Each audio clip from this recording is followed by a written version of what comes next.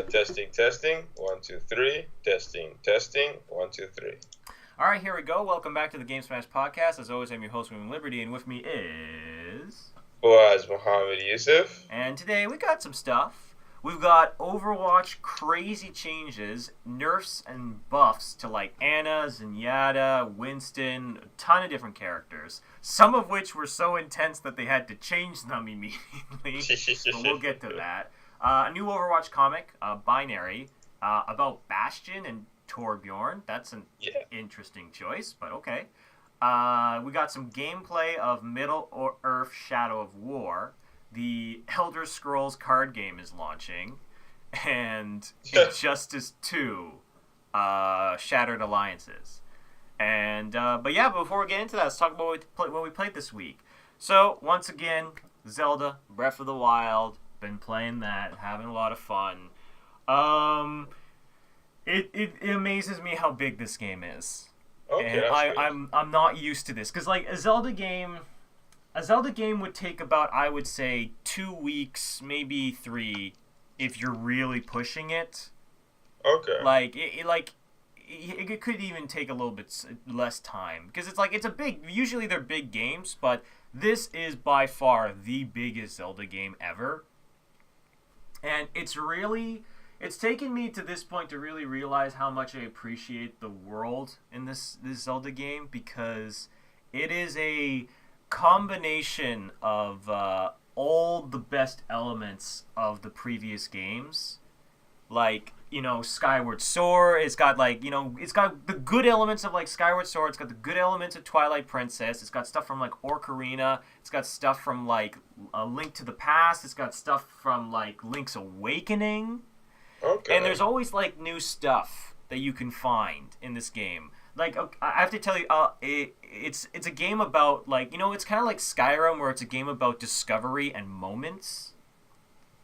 And when you reach those moments and you get to experience them, they're absolutely amazing. If you know what I mean by that. Like, for example, I was just, crossing a bridge, like a normal, Zelda game would, do.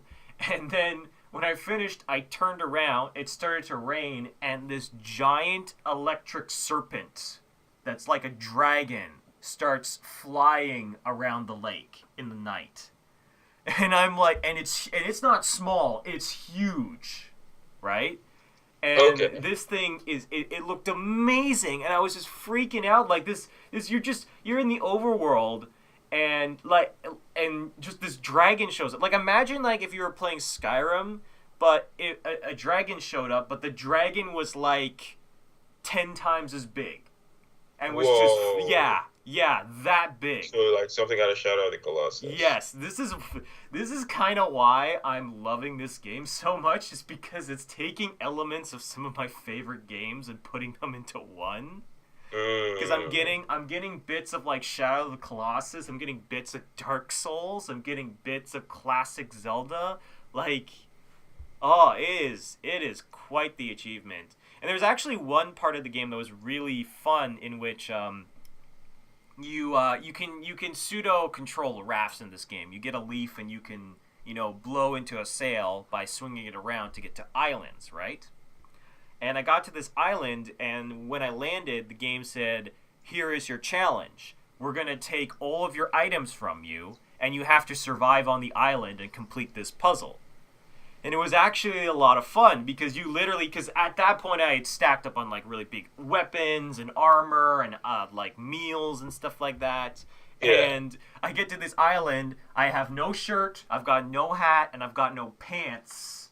And I'm just on the beach with nothing. And then it was like, all right, go from there. And I had to like, scrounge off like sticks, and I had to like try and use bombs as items, because you still got bombs. So what you could do is that you could drop bombs and get the enemies to chase you and like detonate them like a C4 to deal damage. And it was just a lot of fun. It was hard though, because like you had to fight a boss on that island with like sticks and branches. I mean, that sounds interesting though. That's Well, it also felt like the island was designed specifically for that purpose, Yeah. But yeah, it was a lot of fun. So I've just been just continuing that. I'm about halfway through the game, I think. Which is why I really don't want to rush this game, but part of me is like, look, I really don't want to be juggling this and Mass Effect, because I've come to the conclusion that there is no way in hell I'm not going to be juggling Mass Effect and Persona at the same time. Because there's no way I'm going to be able to finish Mass Effect by the time Persona comes out. You know you don't have to buy them all, right? I know, but spoilers are a problem. They are a menace, and I hate them. And I'm already starting to see some spoilers in Breath of the Wild, and the game came out like a week ago. And I hate that I can't avoid them. So that's why I'm trying to get to the cool shit so that it's a surprise and not like, oh, I'm glad I finally got to this part that like somebody idiotically threw on a thumbnail and shouted to the world, yeah, super dope spoiler. It's just but anyway, the game's really good. I also picked up Nier Automata. Oh, really? Yeah. Cuz I'm a smart guy. But I did it more as like I don't want this game to be a failure because I love Yoko Taro with all my heart. So I bought the game. I played about maybe 2 hours of it. It's really good. The first part it's the demo, right? So I didn't really get to see a whole lot of new stuff. A lot of the stuff I'd seen from the demo, right? But I did get to see some very interesting story elements to the game. And this is something that I actually really, really like that games are doing, or at least games are experimenting with, is experimenting with the concept that save data is actually a part of the game more than just like a mechanical thing, that it's like a lore thing. Because in this game, you upload your memory or your data to like a save computer, right? Okay. And the thing is that you have to be specifically, because if your body dies, they just recreate a new one. They build a new what's the word? They build a new android and then upload the memories into that new android. But if you haven't gone to an area in which you could save, then all those memories are lost. And I think that's going to tie in a lot to how the game's feel and story is because I feel like it's going to be a situation in which a lot of these androids, they're doing these suicide missions and dying, but they're being recreated and re-uploaded, and not many of them are remembering these terrible things that are happening to them. Okay. So I feel like that's going to be an integral part of the story. So I'm really intrigued. I'm really liking what I'm seeing so far. It looks and plays so much smoother than Nier ever did. Like it plays like a really good quality platinum game, essentially. Okay. But yeah, that's really what I played this week, other than Zelda: Breath of the Wild and Nier Automata. But what about you, Fawaz? What did you play? Okay, so my plan was to take a break from Overwatch until the new hero came out, but Blizzard are taking their sweet time releasing her. Jeff Kaplan actually came out and said that she's probably not going live until late March, so probably not this coming Tuesday, probably the Tuesday after that. So yeah, so I went back to Gwent. Ooh, nice. Yeah. I went back to Gwent. I figured because I figured I should play a little more ranked, and so I've been playing ranked. You get some nice rewards for ranking up, and you get some. Apparently, we're gonna get good end of season rewards too. So I started to work on that. Apparently, the deck I'm playing is like the best deck in the game. I thought I was just really good, but apparently it's the deck that's been carrying me through the ranks. Either way, I don't really care. I'm winning and I'm having fun. And I played a great deal of Weather Monsters, which was not a very good deck in the last patch. So I'm like that. Yeah, well, this is my turn. Yeah, it's my turn to shine, and y'all are just gonna have to hold that. Well, pretty much, right? It's like, well, I was, all y'all were playing Scoia'tael and Northern Realms while I was busy, toiling away with weather monsters. And then now I'm playing consume monsters, and y'all are just going to have to hold these L's. So I'm gonna ride this gravy train as far as I can. See, Yep. I'm at rank 10 now. The max rank is 15. I'll see if I can. I'll see how far I can get. I think around rank 10 is where I feel like your deck will stop carrying you, and you have to actually start winning games. So I expect my win rates to slow down a little bit. But also, I think I'm a decent Gwent player, so I shouldn't have too many problems. And one benefit that this game has is that you don't D rank. Once you hit a new rank, you can lose as much as you want, and you will lose SR, right? Right. But you won't lose rank, which is good. I mean, it honestly doesn't actually. It's pretty much the same thing, because, like, say the SR to hit rank 9 was 1,000, and the SR to hit rank 10 is 1,500. Yeah. If you hit 1,500, you'll hit rank 10. But if you go on a losing streak, you lose all the way down to like 1,000 SR, which might as well be rank 9, and you'll have to win, like twice as many games to get to rank 11. So, all right. I mean, sure, you're not technically losing rank, but you might as well be, because you're losing SR. But yeah, I've been playing a lot of that. I actually just I've got a video coming up on Monday with some good gameplay and a decent keg opening at the end there. So look forward to that. But yeah, Overwatch. I'm just really looking forward to the new hero. I want to try her out, and Blizzard appear to be taking their time with her, because, like I said on the last podcast, they're yet to get one right at launch. In fact, they're yet to get one right at all.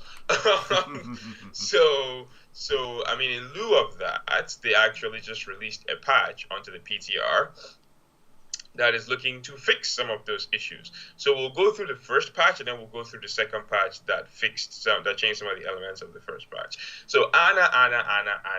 It seems I'm not the only one who believes that this character is too strong. So Blizzard reduced the damage of her biotic rifle from 80 to 60. To help you understand how stupid this was, right? McCree does 70 damage per shot. Right. 70. And McCree is a DPS. Anna does 80 damage per shot as a healer. And keep in mind, Anna's bullets don't have fall off, right? Right, yeah. So, like, at max range, Anna will out DPS and McCree. Now, okay, there's other things to keep in mind here. Anna can't headshot, and Anna's rate of fire is lower than McCree's, but still, 80 damage per shot. So anyway, Blizzard reduced it to 60. Okay. And then they nerfed her grenade. So her grenade, when she drops the grenade, it does 100 healing and it does 60 damage. It's one of the reasons why, like, Anna can consistently 1v1 flankers, because a flanker dives Anna. Okay, so a flanker dives Zenyatta. Zenyatta is, quote-unquote, the most lethal support in the entire game, right? A flanker dives Zenyatta, gets to jump on him, unloads a couple clips into him, brings him down to 50 HP. By the time Zenyatta turns around to 1v1 the flanker, he's at 50 HP and the fight is over. Yeah. The flanker gets the jump on Anna, ignoring the fact that Anna's hitbox is so much smaller than Zenyatta's. Okay. The flanker gets behind Anna, unloads a clip, brings her down to 50 HP. Anna realizes that, throws a grenade at her feet, heals herself for 100 and does 60 damage to the healer, in addition to now she gets healed for 50% more. So there's a Lucio on her team. The Lucio's mere existence is healing her for 30 health per second. In addition to, if that flanker was being healed by his Zenyatta, well, they're not anymore. So you then add in the 80 damage per biotic rifle shot and the sleep dart. It's pretty this strong. This woman is insane. She still is. So anyway, they added that. So they nerfed the grenade. They nerfed that. Like I said, there's some more stuff at the bottom. I'll go through all the changes. Then we'll talk about everything. Junkrat. He no longer hurts himself with his own explosions. So I don't know how useful this is going to be. I think it's going to be useful. Well, at the very least, it's going to solve the problem in which Junkrat. This sometimes happens when you get resurrected as Junkrat. When you get resurrected, let's say you get killed, right? but you get resurrected as Junkrat immediately, right? Junkrat No, still his passive? is passive. It still drops. So sometimes what would happen is that Junkrat would get resurrected and he would take damage from his passive as soon as he gets out. And that was apparently a problem. It didn't happen all the time, but it could happen. And honestly, Junkrat damaging himself with his own grenades is actually a fairly, like, high. It's a thing that does happen a lot. So the fact that now he doesn't have to worry about damaging himself with grenades, it allows him to be a lot more aggressive, which I think is good overall. Yeah, no. For me, the reason why I'm not sure how big of a deal this is that it doesn't fix Junkrat's core issue, and that's that he's random. Well, I mean, like I'm aware that it doesn't fix his core issue, but it's kind of like one of those things where it's like, it's a fix in which, like, yeah, you know how a diva could kill herself with her ultimate, changing that. It's essentially it's similar to that in my opinion. Yeah. So yeah, there's that. Then Orisa, she's not out yet, but she's already getting nerfed. So her weapon, the magazine has been lowered from 200 to 150, and the supercharger, that's her ultimate's cost, has been increased by 15%. I can't even comment on any of this because I've never played this character. Yeah. Moving on. Sabra, her stealth, the sound effects and voiceover distance for entering and exiting stealth have been reduced to 15 meters, and the translocator cooldown has been reduced from 6 seconds to 4 seconds. The first change I don't think is that big of a deal because, I mean, at the end of the day, 15 meters is still a very, very, very wide radius, and it should be lower in my opinion because, like, the whole point of Sabra is to be able to do that, is to stealth and get, like, sneak attack kills. So you said that the distance should be lower? Yeah, like, I think it should be even a little bit lower than that. I don't know. I feel like stealth is one of those things you need to be very, very, very, very, very careful with because no one. I mean, you should appreciate that it's not lower because you play Mercy. Yeah, I guess that's true. Yeah. And do you really want the Sabra to be able to uncloak behind you? Nobody can hear it, and then she hacks you when you have a resurrect ready.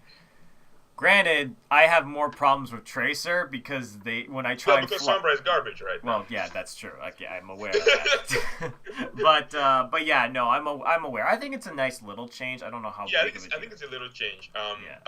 It's we'll see how it works. The bigger one is the translocator cooldown has been reduced from 6 to 4. We shall see. They've given her a decent amount of buffs. I don't understand the character enough. I don't understand the issues with the character enough to be able to tell if this will help. But these are definitely going to help. I just don't know if they're going to push her over the edge. Now, the next one is a pretty interesting one because it's something people have been crying for since the game launched, to be completely honest. And that is that the cooldown on Winston's barrier now starts when the barrier is placed as opposed to when the barrier is destroyed. So, Winston's barrier, it was weird in the sense that the cooldown on Winston's barrier is 13 seconds, so it's insane, right? And then but the barrier lasted for 5 seconds. So if you got full value out of the barrier, you are looking at what is 7-second cooldown. Yeah, 7-second cooldown, which isn't that bad. However, and this happened a lot. If you got punished very severely for placing bad barriers because you put down the barrier and then you had to wait 13 seconds to get the barrier back. So I don't think this is a huge change. I mean, obviously I'm happy about this. I play a lot of Winston. I love me some tanks. So obviously I'm happy about this, but I don't think this is a huge change. I think this the people who think Winston is bad, because I don't think Winston was bad, right? I think Winston just needed like a little bit of a gentle nudge, and I feel like this is what they should have done. I completely agree with this change. But people who think that Winston is bad, that he's a terrible tank, this isn't going to change that. The idiot Winstons who dive in by themselves without any support from their back line and just feed ults to the other team, this isn't going to change anything for them either. But I feel like this is only going to help the good Winstons, which I'm fine with. And then the last change, Zenyatta, Orb of Destruction, alternate fire recovery reduced from 1 second to 0.6 seconds. Whatever. The big one, Orb of Discord, can now target enemies through barriers. I literally spat out my breakfast when I saw that. That was even me. I was like, that sounds ridiculous. Now, before you people go out and start burning pitchforks in front of Blizzard's headquarters, there's a few more patches that have been added. Now, Sombra, this is a really nice change. Her Act Health Pack can now be seen through walls for her allies. This is nice because here's the thing, is that Blizzard have stated themselves that they were like, the Sombra is more of a healer, like an off healer than a DPS. And I've seen a lot of teams try to run her like a healer on certain maps. If the map has like a big health pack, like like one of the points on Ilios that has a big health pack close to the point, she just hacks that and then the team farms that. So this will help. This will definitely help. Then Zenyatta and Ana. So Zenyatta, Orb of Destruction, weapon spread removed. I didn't even know they had weapon spread, but sure, I'll take it. Ana, Biotic Grenade, impact and healing reverted to their live values. Orb of Discord, targeting through barriers has been reverted. Now. Yeah, no shit. Okay, so now I can comment on this. I'll start with the Zenyatta stuff because Zenyatta is my homie, right?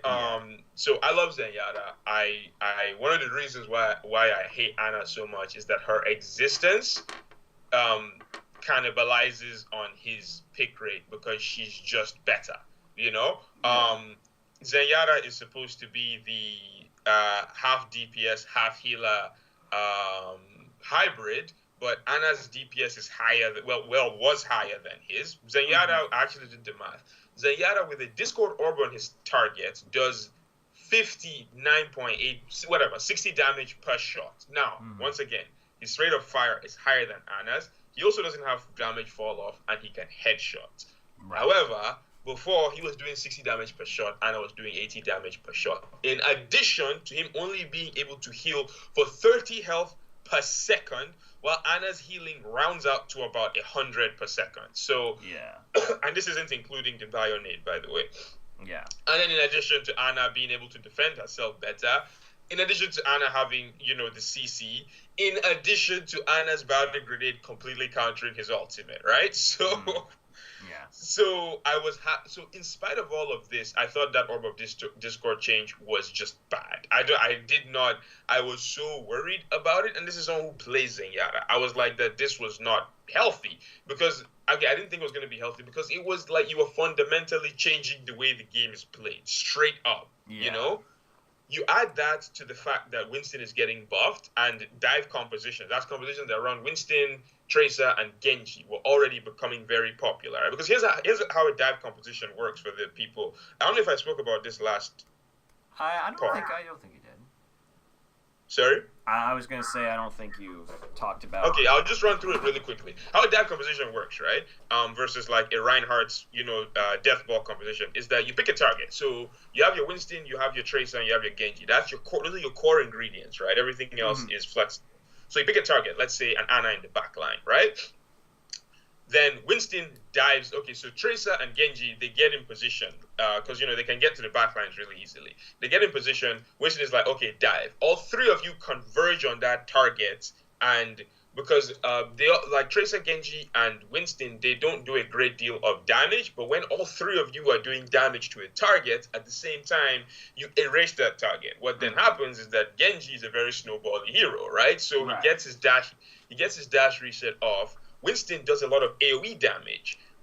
So when you mix all of those together, it's a really, really crazy composition. The issue that this change was going to make was that because Ana, for example, would just hide behind her Reinhardt, right? Yeah. Now, Zenyatta doesn't care. He puts a Discord on her, Winston, and then dive her, and she's taking 30% extra damage, in addition to the fact that her healing grenade was going to be healing her for 50. Yeah. I am glad they reverted this change so much. In addition to the Ana change, I don't know if this was this wasn't Ana's issue. The issue I had with that change, and this is someone who hates Ana, by the way, the issue I had with that change is that Ana is supposed to be played in the back line, away from her team, right? Yeah. So she should, unlike Mercy, who, keeps a decent distance with her team, and she has the ability to fly to her team, in addition to her health actually passively regenerates, right? Yeah. Ana had to stay away from her team because she's a sniper. But then because she stays away from her team, when she gets dove, when she gets dove, she's going to need to be able to hold them off long enough for her team to fall back and help her. So that's why I like the fact that they kept the Bionade change, but they reduced the amount of damage. So now she can't just 1v1 Tracers, she should not be able to consistently kill Tracers and Genjis. I'm sorry. Yeah. I'm just never going to agree with that. But now, with this, she can delay them long enough that the Hazaria can come back, her Reinhardt can come back, her Roadhog can come into position and hook all this stuff, right? Her Lucio can speed boost her, and then in addition to this, she has the sleep dart. So no, I like these changes. I like the fact that they brought this back. I think she's still going to be extraordinarily strong. I don't think this is enough, but Blizzard came out and they said they didn't want to change too much at once, and I completely agree with that. That was one of the things that worried me the most, was that they were buffing Zen and nerfing Ana at the same time. That is not good. If your goal is to have balance, they were just going to switch places. Ana was going to fall to where Zen was, and Zen was going to become the new Ana. I think. I might be wrong, but I guess we'll never know. For me, it was like, when I saw that, I was like, well, now it seems, to me, when they launched both these nerfs and buffs at the exact same time for two pretty prevalent supports, it just sounded like people like, oh, Zenyatta's going to be the new thing, and Ana's going to go to the wayside. So I'm glad that they're understanding that you can't change too much at once. You kind of have to do like small changes over time. Yeah.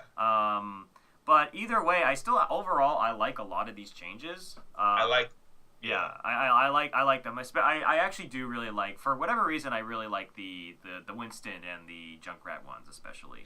Yeah. The Winston change, it just feels healthy. Like, I don't want to call it a quality of life change, because it's not. It's like an objective buff, but it just feels like his barrier works the way it's supposed to be working now. Yeah. Because one of the things is that Winston's barrier used to have 1,000 HP, right? Right. In addition to having this cooldown, like the cooldown used to start when he put it down, and then there was also hero stacking. So what people used to do is they'd play two Winstons, they'd both drop their bubbles, and then you'd have a 2,000 HP bubble with a 9-second cooldown that was portable, right? Yeah. So like, what used to happen was that people just wouldn't bother shooting at the bubble because it just took too long. They just used to wait for the cooldown to run out. So I feel like this is a nice middle ground. We'll see. We start from here, and if the bubble, I think he's fine. I think this is perfect. I like a lot of these changes because they're not like crazy changes. The Ana change was crazy, and the Zen change was crazy, so they reverted those. But yeah, I can't wait for this patch to hit. Hopefully it hits soon, because like it feels weird playing the game when changes are coming, but at the same time the changes aren't so crazy. So yeah, good shit. Keep it up. I'm looking forward to getting this patch and seeing how this patch affects the game. Yeah. One other thing. And now in general, I don't talk about the comics on the podcast, because the comics, they just like they just add a little bit of extra. None of them have seemed very important. One reason why I thought this comic, the what's it called? Binary. Thank you. One of the reasons why I found this binary comic really interesting was because it actually moves the story forward. It's the first comic we've had, I think, that moves the story forward. Two really important things were revealed in this comic. I'm not going to go into the actual details of the comic. You can go look it up. It's free digital on like Blizzard's blog. First of all, Torbjorn created the Omnics. Yeah, he's responsible for the creation of the Bastion model, so that definitely explains one of the reasons why he hates them so much. It's guilt. But the second bit, and what I found more interesting, is that at the very end of this story, spoiler alert, Torbjorn, he's beginning to think that the Omnics are not as bad as they aren't all bad. Yeah. So he helps Bastion escape, and I thought that was pretty cool. I hope that they implement parts of this into their in-game interactions. I hope they add in-game interactions now based on this, because I thought it was a really cool story, and I feel like this is a nice because like my biggest complaints with the comics is that none of them never did anything. I read the Farah comic. The closest one to having any kind of weight was the Ana comic, and that was the one that showed her getting shot in the eye. So what we already knew. So yeah, But what did you think about this comic? Uh, Other than your disappointment that it wasn't May. I mean, I really want to see May. It's not even the May comic. I just want to see that May cinematic because the way that the guy described it, it sounds like a really, really good cinematic. Um, but overall, I thought this comic was really good. And it does add a lot of lore implications, which I think is good. Like, you know, you're adding character development to characters and. But you did bring up a good point. I find it would be very difficult for them to implement it like in the game to a certain extent because like you have to think like all right you add inline dialogue right that has to deal with this comic about maybe Bastion and Torbjorn not hating each other Torbjorn not hating Bastion as much right but it would be difficult because then for people who've been playing the game up to this point they see the change but for people who are jumping into Overwatch and don't know anything about Torbjorn then they go, well, this guy faking it the entire time? You know, they might get you know what I mean by that? It's kind of like No, not really. Okay, let me explain. So basically, let's say you jumped into Overwatch at launch, right? And Torbjorn's saying all this like stupid racist shit about Omnics, right? All the time. You know, that's part of his character, right? Yeah. Now let's say for some reason you didn't know anything about Overwatch, right? Yeah. And you just jumped in to like literally right now as they're putting it inline dialogue that is changing his opinion on the Omnics, right? Yeah. So you go in and you go, oh, this guy. When you start hearing people say that, oh, this guy was a huge, you know, racist back at the beginning, you go like, well, that doesn't seem right. He never really like his lines change. So, I don't know, it's kind of hard for me to explain this, but it's kind of like I could see somebody coming in fresh and being a little bit confused, but I still want to see it. Like, flat out, I still want to see it, period, because like, voice interactions do change, right?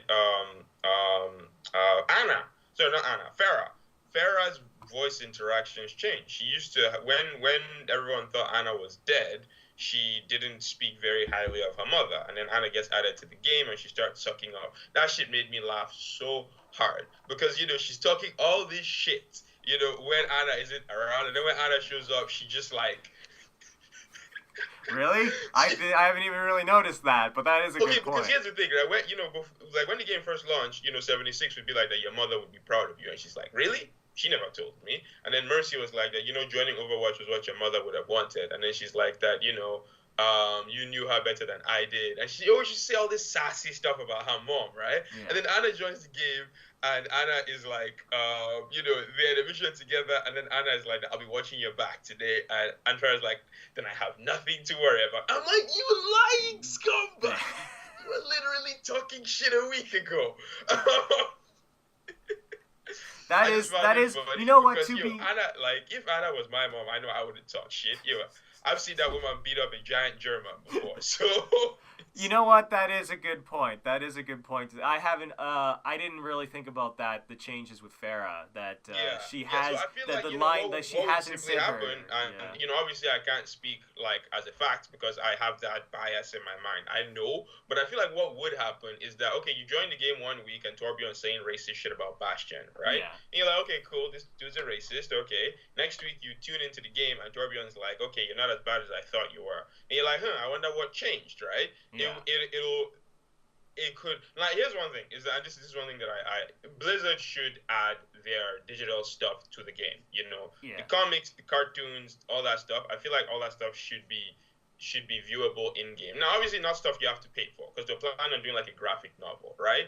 Yeah, if they actually go through stuff like that, I feel like that should be separate. But I think they should include like the digital shorts and the comics in the game, because then you have a situation where now after that thing happens, then the person is like, okay, you know, let me go look at this person's bio. Did this person's bio change? Or like the game itself will tell you, right? It'd be like that. Quick update. There's a new comic, and then you can just check it out.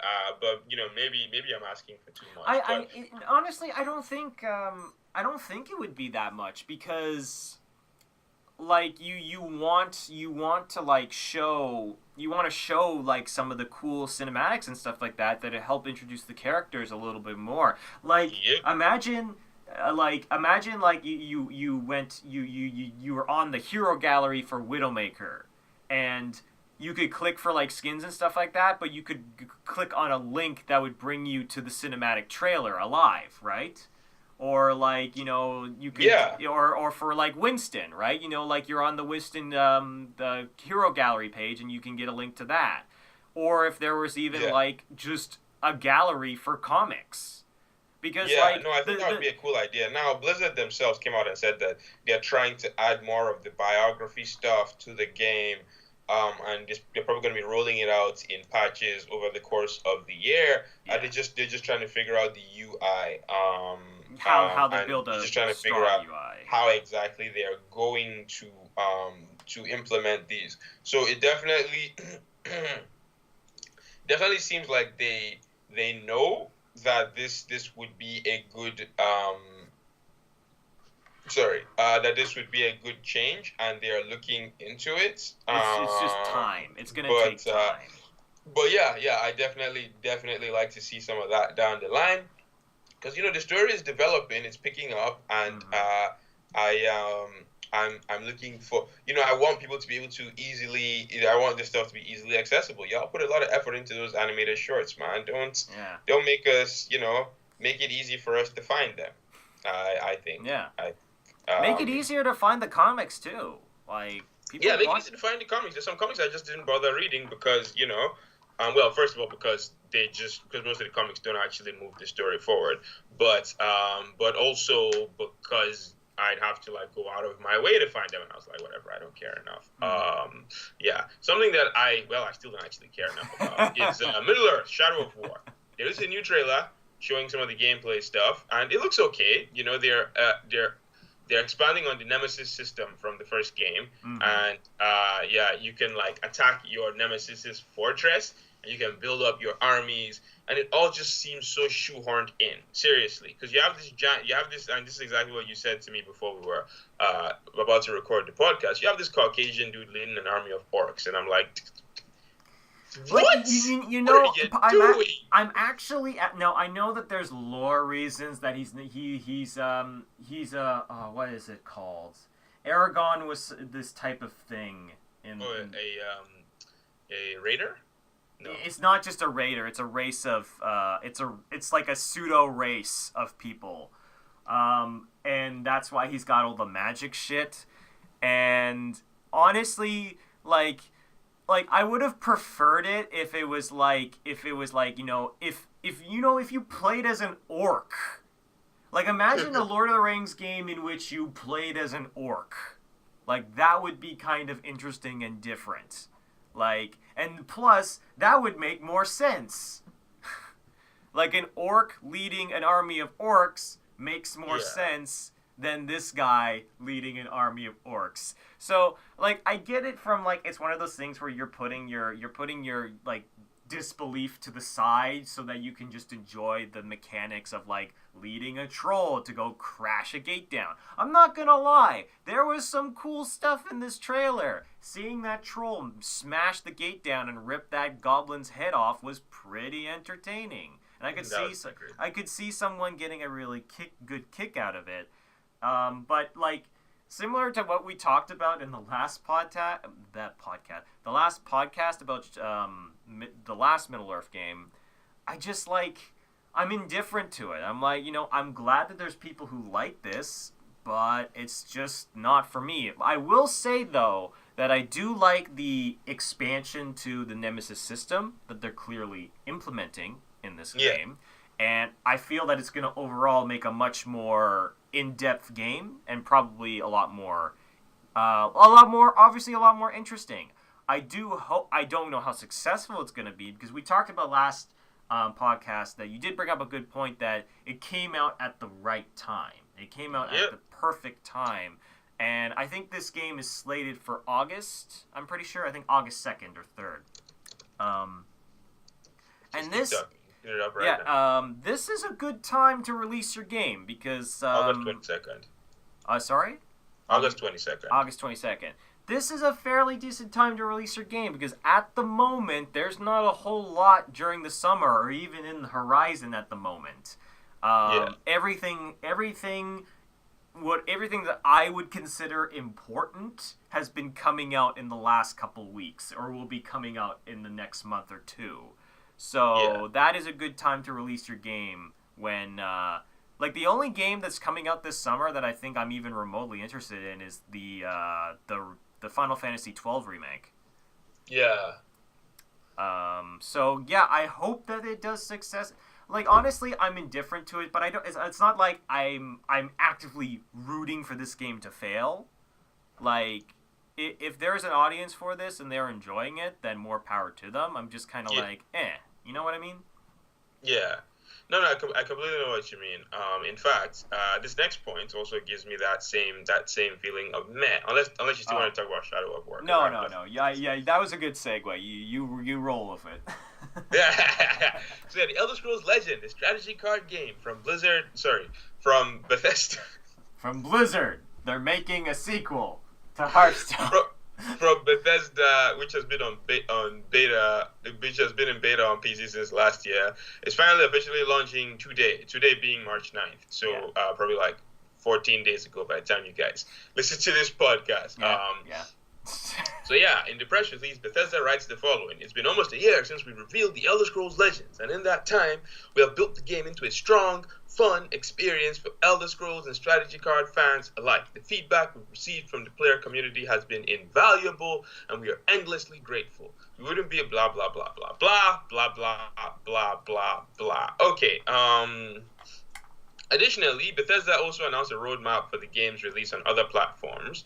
Oh shit, I didn't even see this. Okay. Revealing that the card game will hit iPad March 23rd, Android tablet sometime in April, Mac sometime in May, mobile phone sometime in early summer. Nothing about consoles. Fuck out of here, Bethesda. Um, the game developer and publisher also announced that the game's first major story campaign update, The Fall of the Dark Brotherhood. The expansion, which will arrive on the 5th of April, is a brand new story that will feature new solo PvE content, more than 20 missions spread across 3 maps, as well as over 40 new cards. Those who pick up the expansion will also receive the Doom Wolf mount in the Elder Scrolls Online. Hey, they're doing that thing that Blizzard do a lot of. Yeah. I'm not sitting here and saying that, Blizzard, like, whatever. But that's not the only expansion being cooked up, as later in the press release, Bethesda mentions it has even bigger things on the horizon. These bigger things will come in the form of a big expansion. Oh, okay, as opposed to a small expansion being a bigger thing. Anyway, that will arrive early this summer and come packed with new set of cards, new mechanics, and more. Bethesda has more details has said more details will be shared at E3 2017. Anything else important? Yeah. In May, there's only confirmed a variety of features such as full spectator mode, Twitch integration, and support for in-game tournaments. With the all-new Gauntlet Mode will be added. Gauntlets are limited-time in-game tournaments where you can create a deck out of cards in your collection, compete against other players to reach the top of the Gauntlet leaderboard. The conditions, price, and length of the Gauntlets changes month to month. More details on May features will arrive in the coming months. Bethesda concludes the post by talking about more of what is to come in 2017, as well as thanking the fans who have stuck with the game thus far. This post has 0 comments, which then leads me to ask a very simple question, Tana. Does anyone care? I think there are people that care. It's just funny. I find it hilarious that it's not even them doing this card. It's not even them trying to do a digital card game, and the fact that trailer was so hilariously stolen. Like it was hilarious. It was the most unabashed thing I have ever seen. That was just straight up plagiarism. And like, I like the thing is that like it's interesting that we're in an age where like big developers making digital card games is a thing. Like, we've got Blizzard doing Hearthstone, we've got The Witcher doing Gwent, we've got that Planeswalker game that no one talks about, and we've even got Elder Scrolls Legends. And I'm weirdly seeing commercials about this Yu-Gi-Oh game that apparently came out. Oh my god, that commercial is so cringe. It's the best. It's the best. I can't believe like these bros and cool people saying like I attack you directly with Dark Magician. You got me, man. You got me. I was like, those people are not greasy enough to play Yu-Gi-Oh. Okay, real. I don't want to shit on Yu-Gi-Oh, but my God, that is not the audience for Yu-Gi-Oh in the slightest. They're like attractive women there. I've been to Yu-Gi-Oh tournaments, okay? That's like. Dude. Oh, that was funny as hell. But that being said, I don't think this game is going to do as well as Bethesda thinks it's going to do, because at the moment there's a lot of different options. Like, if people just want to play a game that's ridiculous and doesn't have a whole lot of balance, they can just go to Hearthstone. And from what I can tell, you've told me that, Witcher 3 seems to be like, getting there. It's becoming a much more balanced, like, serious game. So people who want that more serious experience are going to go to Witcher. So... sorry? Gwent. Or which? It's a Gwent, yeah. Okay. I know, I'm learning. But that's what I mean, is that I feel like Elder Scrolls, like, it's out, and I feel that the audience for it is going to be slim, because the people who like these kind of games, they've already picked their game of choice. Like, that's the thing I find about these types of games, like card games in general, right? Is that they are a time investment and they are a money investment, because you have to collect shit. You have to collect the cards, you have to get the cards to build the decks that you want, right?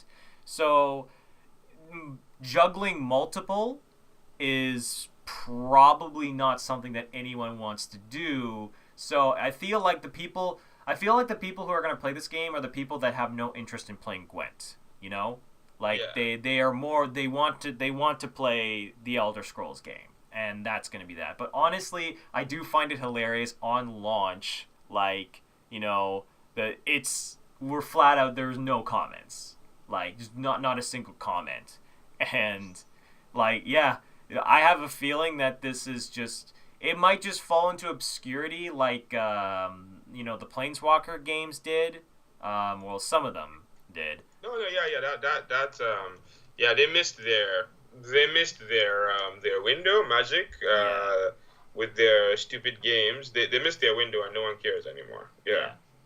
So, yeah, I mean, like, I'm indifferent to it, but I just, that's just...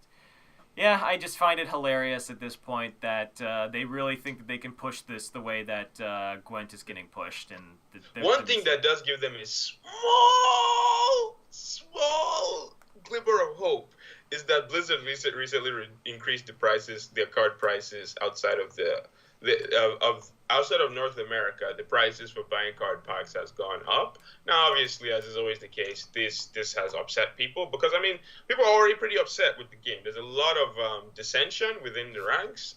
This was, in my opinion, not the right time to be jacking up your prices, but what do I know? So yeah, they jacked up the prices. So there's people who are like that. There's people who just want to play another game just to spite Blizzard. So so yeah, this could be that game, that that revenge that revenge game. Yeah, that's where I was going. That's what's gonna happen. Fawaz is gonna go onto Facebook and start telling I hate Hearthstone, and if you hate it too, we should all download the Elder Scrolls Legends. Now, I'm downloading. First of all, I actually like Gwent, but even if I didn't like Gwent, I would have downloaded it just to spite Hearthstone. Yeah. That's about right. But yeah, it's gonna be interesting to see how this plays out. I mean, at the end of the day, the lack of comments doesn't necessarily mean a lack of success. I just feel like this. Maybe I've been looking in the right places, because I feel like if I didn't follow Gwent, I wouldn't know as much about Gwent. There's not like big headlines about it all the time and stuff like that. It's not like one of the highest ranked games on Twitch. So, but yeah, we shall see. Yeah. Yeah. This is There's sorry. really I not just there's really not much else to say. I mean, it's the Elder Scrolls Legends card game. I mean, like that. God. It's just That first trailer was like. it. Yeah. Anyway, Yeah, they need one thing that I do yeah. have stuff to See, say about. if they did more trailers like the Yu-Gi-Oh card game, then I would be on board. Oh my God! You got no creatures on board. I summon Dark Magician. Attack your life points directly. You got me, man. You I got told me, you I man. was the best. I'm like, no, GG. I was like, oh my God, this is. I can't tell if this is the worst thing I've ever seen or the best thing I've ever It seen. is my favorite thing. Every time I see it, I get a big smile on my face. Anyway, our next topic, Injustice 2, got a cool trailer. Yeah, this trailer is actually pretty badass. So, one interesting thing about this is that I feel like, just judging off the trailer, and I might be wrong. This story is set in the alternate universe. You know, the universe where Superman lost his mind. Because for the first Injustice, the story begins in that universe, but then they bring characters from our universe in there, you know? Because our Superman is still good, so they bring him in to help, and they bring in Batman, they bring in like a bunch of members of the Justice League, and yeah. But like watching this trailer, it seems like it is all set there, 100%. Right. You know, the only Superman that we've ever seen here is evil. You know, like the characters who are part of the crap. What was it again? Remind me. Isn't it called Superman's the Regime? group? Isn't it called the Regime? Thank you. Yeah. You literally reminded me this last week, and you're going to remind me this next week. So just keep that in mind. But the characters who are part of the Regime in the last game, you know, like you see Batman, he's talking to Green Lantern, and he's like that. Oh, you know, how can we trust you? I think he mentioned something to the Flash too. I can't remember, but I think so. So yeah, it feels like this is going to be set entirely in that universe, which I think would be pretty cool. I feel like one issue that I had with the Injustice 1's plotline was that I get a little crazy when you have like two versions of every single character. Yeah. Things start to get out of control. So I wouldn't be opposed to them focusing entirely on that one universe and stuff. All in all, this was a really good story trailer. It got me hyped. Mm-hmm.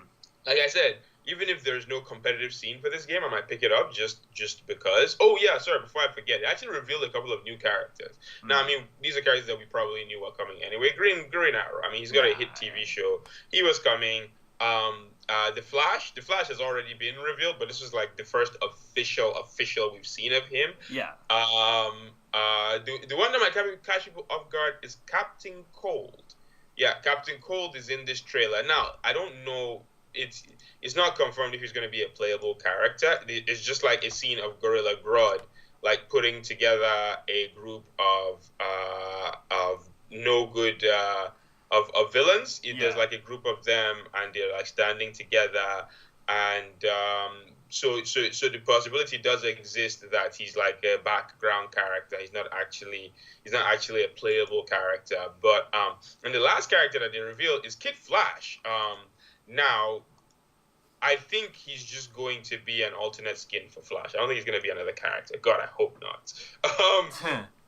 As much as I criticize this game for too many Batman characters, I'd rather have more Batman characters than more speedsters. Like, that much I know. But yeah, overall, a pretty damn exciting trailer. Yeah. This got my blood pumping, and I could see myself picking this game up exclusively for the story mode. Yeah. Well, like, I mean, like, that's the thing is that, like, as far as, like, NetherRealms go, they make pretty solid story modes for their games, which is nice for people that, like, for a casual audience that's not going to play this competitively. It's nice to have a solid story mode that people can sink their teeth into. Yeah. But yeah, definitely excited, but cool stuff. Before we end things up, we've got our questions of the day. We've got 2 questions of the day from the wonderful J Streets. Shout out to J Streets. First one goes, who is the most OP hero and villain? Name one hero and name one villain that you are aware of. Shit, we have to name one hero and one villain? I can name a villain. I saw the villain part. I didn't see the hero part. All right, let's do this on the fly. How about this? I will start my villain stuff You know what? Because I'm going to customize J Street's question and say, how about instead of giving you a hero and a villain, I give you 2 villains? Because that's what I'm going to do while Fawaz panics and thinks of an answer. So, my first one is from Final Fantasy X, Seymour Guado. Hey! Now, the reason, and I'm going to get into spoilers, so if you don't want to hear spoilers, you can skip the 30 seconds or 40, whatever. The reason why I think Seymour is so ridiculous is that he refuses to die. Like, you kill him 5 times in that game. Like, was it 5 times? It was 5 times. It's ridiculous. Like, he just refuses to die. And it's like, you just, like, and every time he shows up, you're like, I killed you already. Just please die. And it is hilarious how he just doesn't want to die. And you just keep killing him, and he just comes back. In some regard, there's, like, a thing that happens in Resident Evil that's very similar to that, where it's like, why won't you just die? Now I'm gonna make a bit of a it's not a video game character, but it didn't specify. I'm gonna put out Yoshikage Kira. So this guy, he's got some crazy shit, right?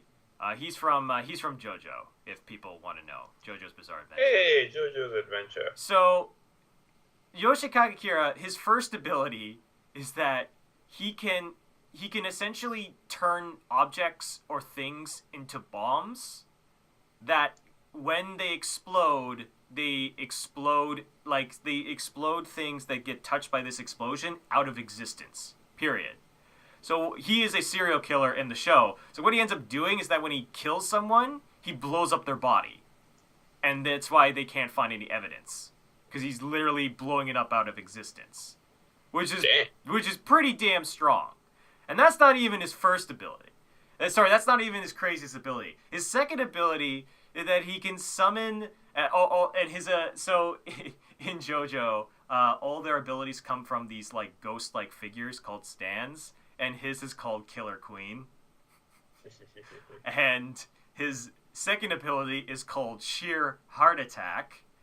And you see the theme here. And it is like a small turtle tank that is indestructible and it also explodes as a bomb and is heat-seeking. So no matter how hard you hide from this thing, it will find you because it is attracted to the source of heat. And he doesn't have to actually be near it. He can just sort of control it. And then his third ability, in which he gets near the end of the show, is he gets the ability to reverse time. So what he does is that there's a character that what he does is that he links it in which if this character reveals any information about his identity, he will kill the character. He becomes a bomb. Like this character becomes a bomb, explodes, and kills all the other characters that are trying to stop him, and then he reverses time if anything tries to, like, kill him. Like, it's ridiculous. It's ridiculous how many abilities Yoshikage Kira has. It is insane.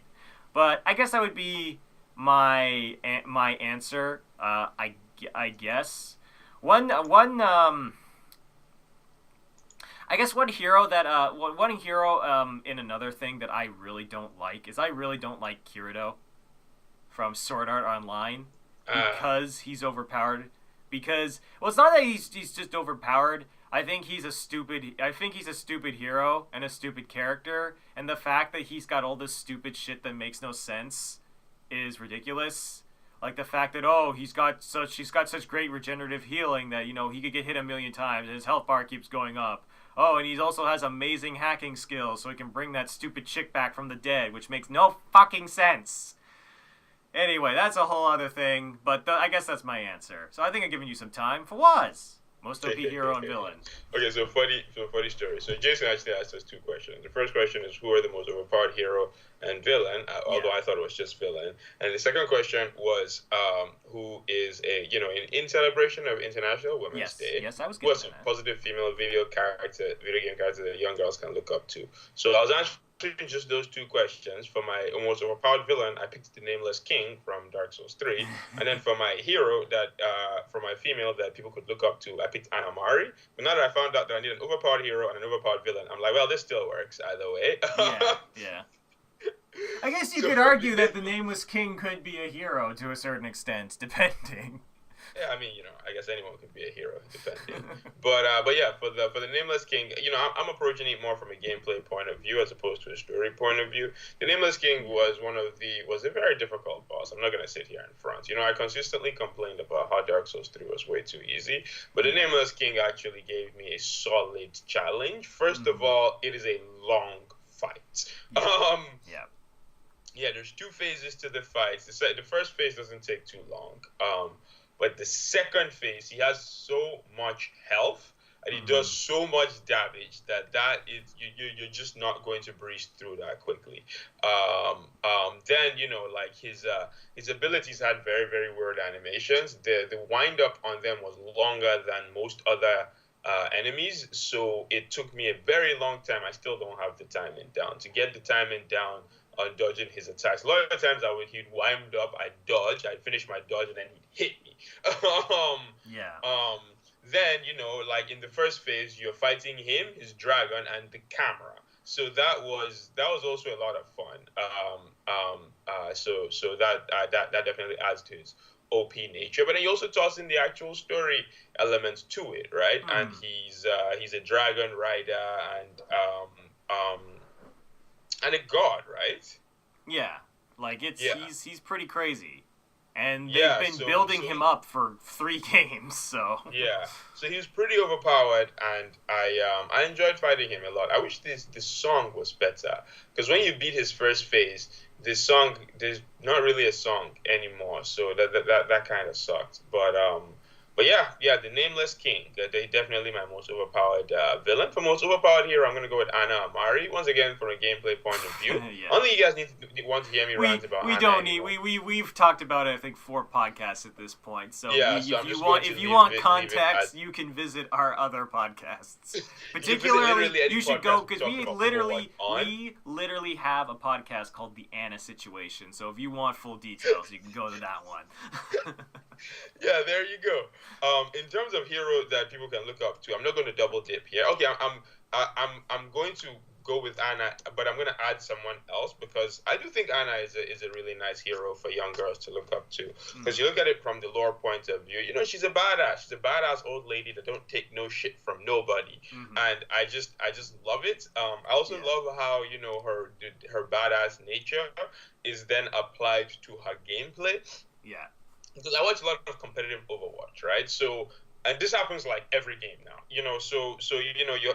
what Genjis do, because Ana's when you try to nano boost people, you will occasionally hit the wrong person, right? So when you and your Genji are trying to coordinate, the Genji jumps up, he dashes into the air, right? But then Dragon Blade resets his dash, so he dashes into the air, you hit him with the nano boost, he pops his Dragon Blade, and then he dashes down at the enemy Ana. And then the enemy Ana just sleep darts him and just walks away, and it's so hilarious, and she's just cool, man. Like I really like her design. Like I bitch about her a lot. But from a design point of view, I like her gameplay design and I like her story design. I love her voice actress. Her voice is awesome. It's so like the way she says everything, like when you kill, because she has her voice line interactions, right? So if a Farah does her ultimate, right? And you hit her with a sleep dart, she'd be like, I think Justice could take a little nap. And she'll just hit her with the sleep dart. And then Reinhardt, when you kill Reinhardt, she's like, maybe someday, Reinhardt, but not today. And I'm like, oh my God, you're the best. It's great. It's great. But then the other person I'm going to pick, because I don't want to double dip, is Samus Aran, and any Samus Aran except the one from Metroid Other M. Absolutely, let's make that distinction right now. Because Samus is just, and this I feel like is are the elements that make a good character, but specifically female character. The elements that make a good female character is that they're just a good character. The fact that they're a woman doesn't affect. You could change them to a man and they would still be cool. All the elements that make you like them, because you look at shit, who's a bad female character? You look at Lara Croft, right? And Yeah. and one of the things that people liked about her was her cup size, right? If you made Lara Croft a man, she would not have been as interesting, Yeah. as evidenced by the fact that Nathan Drake is one of. I'm sorry, I'm just kidding. I don't want to trigger Tanner on the podcast, but. Well, I mean, like I get what you're saying is that, like, you know, Nathan Drake is not that interesting if you compare her to Laura, but like the thing about Laura is that Laura has had a lot more time to kind of grow into her weird personality, her weird British, like when I have to admit, when I was younger and when I saw her with the sunglasses on the PlayStation 1 game at the bar, that was pretty cool. I'm not gonna lie. Like, I was more interested in the glasses than the other thing. I'm being perfectly honest. Okay, maybe Lara was a bad example, but you get what I mean. But right? I do so get what you're saying. Like the first game, you're playing Samus, and you're like, "Wow, this character is so badass," and then she takes the helmet off, and you're like, "Holy shit, it's a woman!" And I feel like that is the elements that more video game writers need to add. You look at Anna. Anna is just a badass character. The fact that she's a woman has absolutely nothing to do with it, you know? Yeah. She's just a badass. Now, you know, you add in the fact that she's this old lady and she's talking shit to this giant 7-foot German, and it's like, oh, you're the best. I just want to hug you. But yeah, Anna is definitely a good choice, for sure. I have to say, like, there's some from, like, the Zelda series I could think of. I guess I have to shout out to one of my favorites, definitely Midna. I really, really like Midna. I think she's a great character, and I like that she's an active character in the like, because the thing that I don't like about certain you know, certain games in general is that sometimes they're female characters. They're not an active part of the story. They're just there as like a set piece or something. They're there to be a damsel in distress, right? Yeah. So I really like it when a character like Midna, for example, is an integral part of the story, and more importantly, she's helping you. She could go toe to toe with you. Like, there's parts in that game where you know that she is stronger than Link. And the fact that she can kick just as much as ass and be such an interesting, fun character to be with. Because I think, like, that's the best thing about, like, her, is that she, not only is she kind of fun to hang around with, she's also badass. She can stand on her own, and, like, it's really, really cool, the interactions that she has with Link. Another character that I think would be positive is Undying from Undertale. She is this badass fish lady who, like, I know you haven't played Undertale, but she is this badass fish lady that leads the captain of the guard, and it's really interesting how she comes off as like a fierce, you know, warrior, and she uses magical spears all the time, but she's also really, really caring, and she, like, in the game, there's this really, really, like, cute, like, relationship she has with another character called Papyrus, in which she just wants to help Papyrus, you know, feel good about himself. She knows for a fact that Papyrus will probably never become a full-fledged guard, but she doesn't want to stamp on his dream, you know? And she's very, very supportive as a character. And I really like that. And she's really, really well written. So I guess those would be the two that I would pick as pretty good female characters that young girls can look up to: Midna or Undying. Yeah. Well, there you go. Awesome question, Jay Streets. Very awesome. You know that. Okay, let me not put him on blast on the podcast. Awesome question, Jay Streets. We'll just leave it at that. Do I want to know? Later. All right, later. God knows. All right. Well, if you've got any of your favorite female video game characters, leave it in the comment section. Or if you even have a question, just leave it in the comment section, and we'll make sure to answer it in the next podcast. And as always, this is your host, Room Liberty, and Yusuf. And we'll see you guys next time. Thank you.